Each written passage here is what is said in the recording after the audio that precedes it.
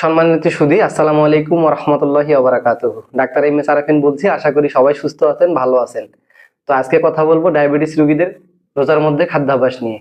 তো সব থেকে বড় দুশ্চিন্তা এই রোজার মধ্যে ডায়াবেটিস রোগীদের। তো আজকে তাদের দুশ্চিন্তাটা একটু কমানোর জন্য আমি কথা বলবো তাদেরকে নিয়ে। তো চলুন শুরু করা যাক আজকের আলোচনা। প্রথমেই শুরু করব ইফতার দিয়ে। ডায়াবেটিস রোগীদের ইফতার হবে কিরকম? তো আমরা ডায়াবেটিসের রোগী যারা, তারা খাবারটাকে 3 ভাগে ভাগ করে নিব। 3 ভাগের মধ্যে 1 ভাগ আমরা ইফতারে খাবো, তারপরে খাবো রাতের খাবার, তারপরে খাবো সেহরি। আমাদের সকালে যে নাস্তা করতাম আমরা, সেটা আমরা ইফতারিতে করব। তো আমাদের ইফতারিটা কিরকম হবে? তো আমাদের ইফতারিটা হবে, আপনাকে কোনো প্রকারের শরবত খাওয়া যাবে না, কোনো প্রকারের চিনি ব্যবহার করে শরবত খাওয়া যাবে না।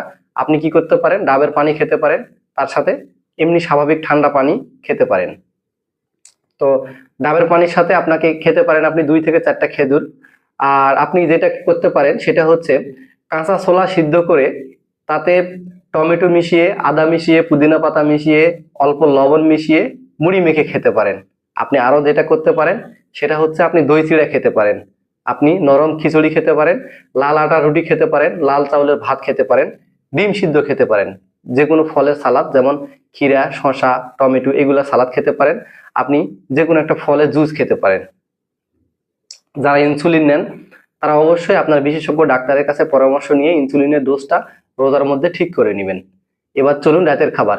যারা মনে করেন ইফতারে ভর পেটে খাবো, রাতে আর খাবো না, তাদের জন্য হাইপোগ্লাসেমিয়া হওয়ার সম্ভাবনা থাকতে পারে। তাই আমরা ডায়াবেটিসের রোগীরা এই ভুলটা কখনোই করব না। তো আমাদের রাতের খাবার কি হতে পারে? চলুন, আমাদের রাতের খাবার হতে পারে হালকা মশলা দিয়ে রান্না করা ছোট মাছ, মুরগির মাংস, গরুর মাংস, কিন্তু চর্বি ছাড়া। গরুর মাংস, খাসির মাংস খেতে পারেন কিন্তু চর্বি মুক্ত। আমাদের যেটা আরো করতে পারেন সেটা হচ্ছে সিমের বিচি, সামুদ্রিক মাছ, যে কোনো সবজি। সবজিটা আপনাকে বেশি রাখতে হবে। এটা হতে পারে আপনার রাতের খাবার। তবে অবশ্যই আপনাকে ভুনা খাবার খাওয়া যাবে না। ভুনা রান্না যেটাকে বলে, এইটা এই রান্না আপনাকে খাওয়া যাবে না। এখন আসুন সেহরিতে। সেহরি খেতে হবে একদম শেষ মুহূর্তে। আপনারা অনেকে আগেই সেহরি খেয়ে ঘুমিয়ে যান, তারপরে আবার ফজরের নামাজ পড়েন, এটা না। আপনাকে সেহরি শেষ সময়ের কিছুক্ষণ আগে আপনাকে সেহরি খেতে হবে, তাহলে আপনার হাইপোগ্লাসেমিয়া হওয়ার চান্স খুবই কম থাকবে। আর আপনার যে কাজগুলো থাকে সারাদিনে, এই কাজগুলো আপনি সকালের মধ্যেই সেরে নেওয়ার চেষ্টা করবেন। আপনি বিকেলে কোনো কাজ করবেন না, বিকেলে রেস্টে থাকার চেষ্টা করবেন। ডায়াবেটিসের রোগীদের হাইপোগ্লাসেমিয়া হওয়ার সম্ভাবনা খুব বেশি থাকে। তো আপনি সেহরিতে কি খাবেন? সেহরিতে আপনি খেতে পারেন মাছ, মুরগির মাংস, ডিম, লাল চাউলের ভাত, এগুলো আপনি সেহরিতে খেতে পারেন। তবে আপনাকে অবশ্যই খেয়াল রাখতে হবে পানির দিকে, আপনাকে পর্যাপ্ত পরিমাণে পানি পান করতে হবে। এখন আসুন, ডায়াবেটিসের রোগীরা রোজার দিনে আপনারা ব্যায়াম করবেন কিভাবে, হাঁটবেন কিভাবে। যারা রোজার মধ্যে তারাবির নামাজ আদায় করেন তাদের জন্য আলাদাভাবে আর হাঁটতে হবে না। তারাবির নামাজ পড়লে তাদের হাঁটার কাজটি হয়ে যাবে। আল্লাহ আমাদেরকে অনেক সুন্দর একটা নিয়ামত দিয়েছেন। আমরা যদি দাঁড়িয়ে তারাবির নামাজ পড়তে পারি তাহলে আমাদের হাঁটার কাজটা সম্পূর্ণ হয়ে যাচ্ছে, আমাদেরকে আলাদাভাবে আর হাঁটতে হচ্ছে না।